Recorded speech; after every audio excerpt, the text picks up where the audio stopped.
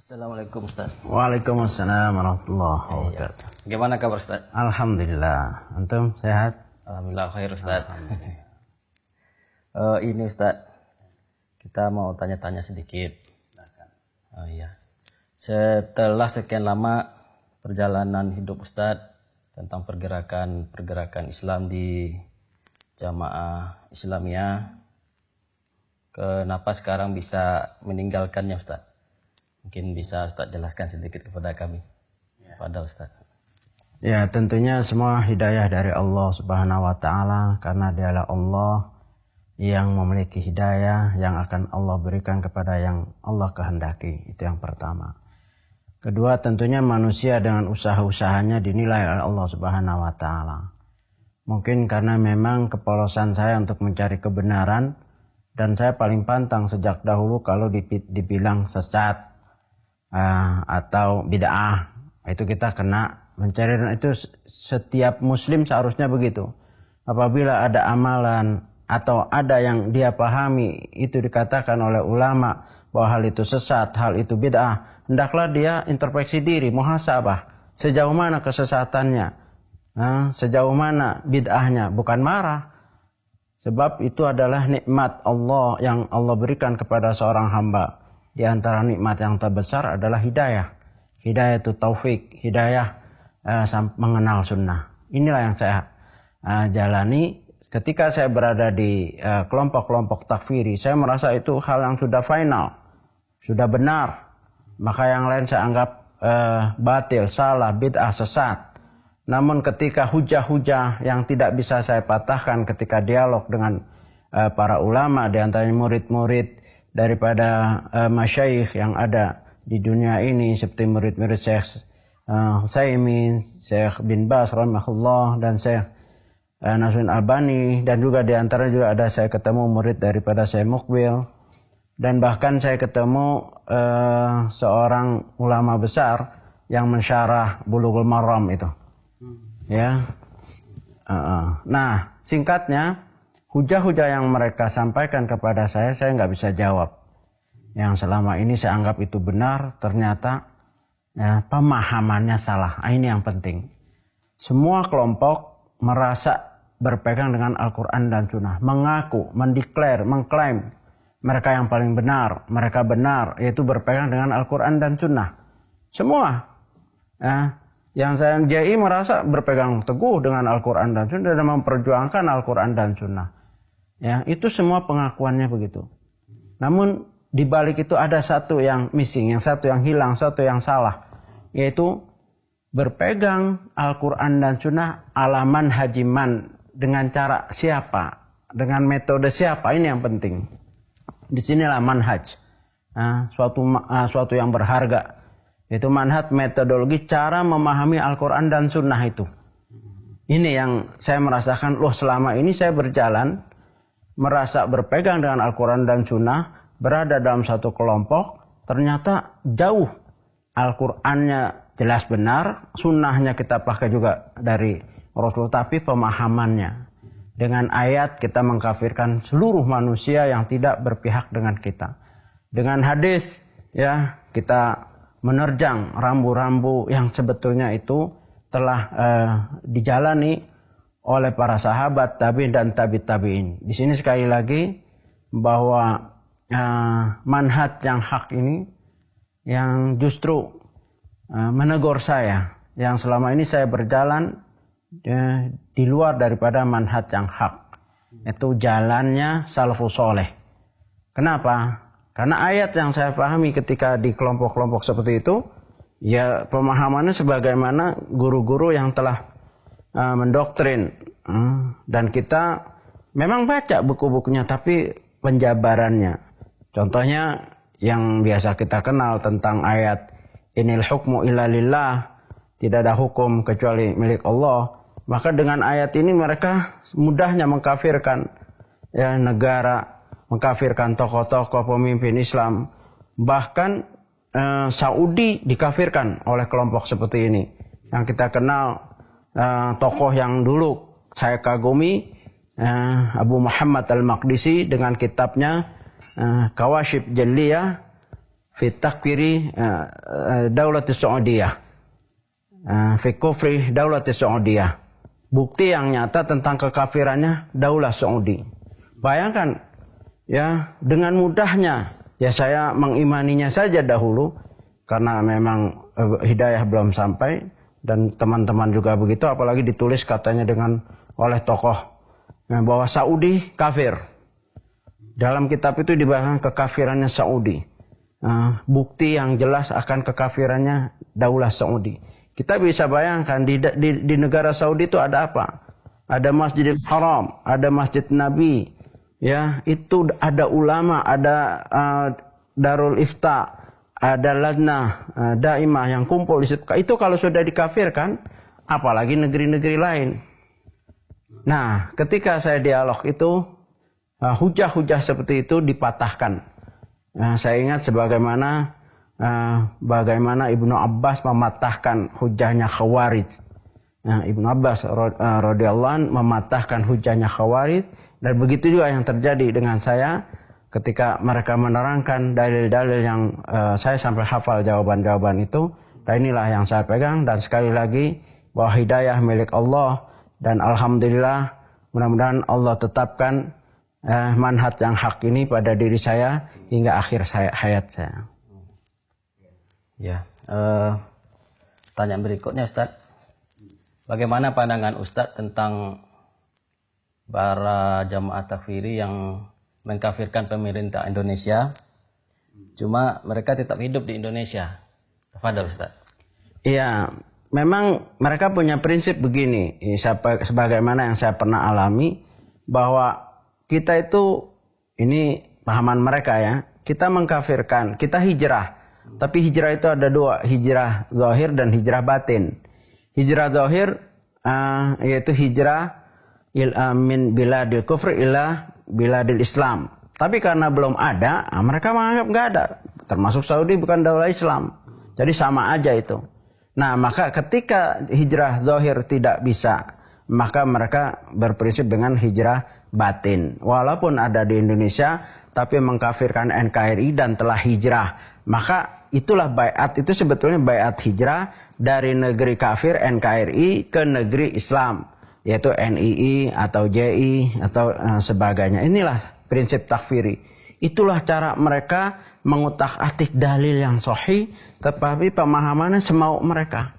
Bayangkan kita hidup di negeri ya seperti di Indonesia, uang pakai uang Indonesia, KTP juga kadang, RT-nya kita RT, tapi memusuhi. Bahkan yang lebih ekstrim lagi, ada itu struktur dari RT, RW, lurah, itu ada seperti negeri di dalam negeri, dan itu menurut mereka sah-sah saja, padahal itu batil. Itu adalah bentuk khawarij, penentangan dengan ulil amri yang sah. Mereka baca ayatnya dalam surat An-Nisa misalkan, ya 25, ayat 59, ati Allah wa ati Rasul wa ulil amri minkum. Minkum itu mereka tafsirkan ya, yaitu minkum, kalau kamu yang di NKRI itu minhum. Nah, ulil amri, kalau kami minkum. Minkum itu antara kamu yang Islam, maka nggak boleh. Ya, jadi mereka punya kepengurusan dari RT sampai, bahkan saya posisinya dulu di JI Jamaah Islamiyah sudah seperti gubernur untuk luar negeri, yaitu Mantika Ukhra. Mantika Ukhra itu provinsi yang keempat, seperti provinsi lah, orangnya gubernur. Dan itu juga perwakilan luar negeri, double inian saya. Sebagai militer juga, sebagai pendamping daripada gubernur Australia, Sweden. Nah di situ ternyata kalau kita pikir secara nyata juga, mereka itu sebetulnya di atas awan atau angan-angan, negeri angan-angan, tidak real. Hanya jabatan-jabatan yang menipu, ya, yang tentunya bagi sebagian orang yang memang ambisi senang kalau dikasih jabatan kan, padahal tidak ada apa-apanya, tidak ada kerja yang real, kecuali mereka menipu harta umat Islam, ketaatan umat Islam, ya, kejahilan umat Islam. Sebagian umat Islam yang jahil mereka manfaatkan untuk kepentingan. Ujung-ujungnya saya lihat kekuasaan juga, karena kalau di dalamnya akan terasa, ya, Kita dijanjikan dengan posisi-posisi tertentu. Ya nanti kamu kalau kita menang kita akan dapat ini, kamu akan menguasai sana, kamu akan menduduki. Nah, itu seperti itu. Jadi bukan hanya doktrin takfir itu saja. Tetapi ada di belakangnya iming-iming. Sekarang seperti ISIS. Orang yang bergabung dengan ISIS belum tentu karena itu paham khilafah atau karena semangatnya untuk Islam. Kadang-kadang mungkin di sini susah, di sana dijanjikan dolar. Ya, sebagian orang ada yang bergabung untuk dunia, tapi ada juga yang memang sungguh-sungguh ataupun serius tapi salah jalan. Jadi kita berdoa mudah-mudahan saudara-saudara kita yang masih pemahaman seperti itu diberi hidayatul taufik, kembali kepada Islam, kembali kepada sunnah, dan kembali kepada Islam dengan makna rahmatan lil alamin. Amin. Ustadz, menurut beberapa orang yang berkecimpung di masalah yang meneliti aliran-aliran sesat di Indonesia ini, sudah sekitar 300 buah aliran sesat. Padahal dalam sunnah, dalam hadis Nabi cuma 72 yang sesat, yang satu selamat kan. Nah, menurut Ustadz, dari semua yang sesat-sesat di Indonesia ini, mana yang lebih berbahaya? Apakah ISIS, Syiah, apakah Jamaah Takfiri? Fadal Ustaz. Ya, ya memang angka yang ditunjukkan oleh Rasulullah SAW dalam beberapa hadis sahih, hampir 15 riwayat, kan kebanyakan dari Muawiyah bin Abi Sufyan. Ya singkatnya, sataftariqu ummati ala 73 firqatan kulluha finnar illa wahidah. Dalam hadis lain, ma'ana al-yawm wal ashabi, atau hi al-jamaah, dan seterusnya. Itu memang angka-angka itu telah dibahas oleh para ulama di dalam mukaddimah kitab Al-Farqu Bainal Firaq, ya, bahwa kita itu angka 72 itu adalah intinya, dan dia bisa berkembang, bisa ratusan bahkan ribuan. Nah, jadi kita nggak terlalu fokus dengan 72-nya itu. Yang jelas memang ada induknya yang telah disepakati oleh ulama dalam kitab-kitabnya, di antaranya kitab Manhaj Ahlussunnah wal Jamaah Dr. Shalih Al-Fauzan dan yang lainnya, menyatakan bahwa juga yang ditulis oleh Dr. Abdul Karim Al-Aql, juga di situ ada kelompok-kelompok yang dianggap induknya, seperti Syiah, Rafidhah, terus Khawarij, Mu'tazilah, ya, Murji'ah, ya, Qadariyah. Nah begitu, ini induknya. Nah di Indonesia itu semua ada. Di Indonesia semua ada. Bahkan ya ada yang berkaitan erat dengan tradisi Indonesia yang tidak ada di Arab. Ya, itu ada di Indonesia. Indonesia ini memang ujian berat, walaupun mayoritas kaum muslimin, tapi umat Islam tersendiri teruji dengan fitnah syubhat yang begitu dahsyat, yang kita harus hati-hati. Nah kita tidak melebar, kita bicara di negeri kita ini aja. Ya intinya gitu. Kalau kita melihat ada yang paham tadi takfiri, Khawarij, mau NII-nya, JI, JAT dan seterusnya. Nah, terus bagaimana dibandingkan dengan Rafidhah atau Syiah? Ada kitab yang menulis hal ini dan merinci bahwa kalau kita lihat pada kelompok Syiah, pemahaman Syiah itu ada Khawarij, tapi di Khawarij tidak ada paham Syiah, beda. Contohnya apa? Takfir, masalah pengkafiran. Kalau Khawarij kan munculnya ketika zaman Ali radhiyallahu anhu dengan Muawiyah, mengkafirkan sahabat yang pada saat itu aja, tetapi tidak mengkafirkan yang terdahulu, Abu Bakar, Umar, ya, Utsman, mereka nggak kafirkan. Tapi kalau Syiah ini mengkafirkan dari Abu Bakar, Umar, Utsman dan seluruhnya, hanya menyisakan sedikit.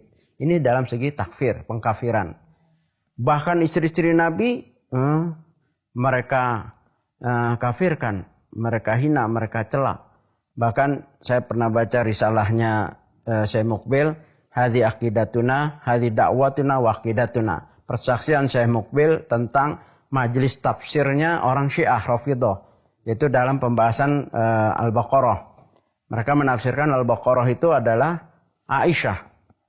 Bayangkan. Jadi memang Indonesia ini harus melek umat Islam, ulamanya, pemerintahnya, bahwa ISIS memang bahaya, JI, ya, dan yang lain. Tapi lebih dahsyat lagi, lebih bahaya lagi adalah Syiah Rafidhah, ya, karena ini bukan hanya menghalalkan kaum muslimin secara umum Ahlussunnah, dia juga menghalalkan darahnya para sahabat. Bahkan mereka memahami ada paham raja, ya, kembali manusia sebelum kiamat nanti akan dibangkitkan, dan Abu Bakar, Umar, Aisyah, Hafsah itu akan dibangkitkan, akan disalib di suatu pohon yang tadinya basah, ketika disalib menjadi kering karena dosanya Abu Bakar. Itulah kita bisa lihat di dalam kitab-kitab mereka ataupun kitab yang sudah diolah yang ditulis Ahlussunnah, diantaranya kitab yang paling menggugah saya yaitu, dan pernah bertemu dengan penulisnya, kitab yang ditulis oleh Dr. Ihsan Ilahi Zahir, ya, dan ini penting diterjemahkan, disebar, diringkas supaya umat Islam ini paham. Yang jelas di antara yang paling berbahaya di dunia, bukan hanya Indonesia, adalah Syiah Rafidhah. Nah, Syiah yang mau itu Isna Asyariyah, Ja'fariyah, Imamiyah, ya itu semua bahaya. Kalau mereka mengaku Zaidiyah, itu sebetulnya kadang-kadang taqiyah supaya bisa mempengaruhi Ahlussunnah. Karena Zaidiyah ini sudah musnah. Yaitu kalau dalam fatwa Majmu' Fatwa Ibnu Taimiyah, Syiah yang hanya mengutamakan Ali tanpa mengkafirkan Abu Bakar dan Umar. Jadi hendaklah kita waspada, ya, dalam hal ini. Wallahu a'lam. Ya, syukran Ustaz. Jazakumullahu khairan.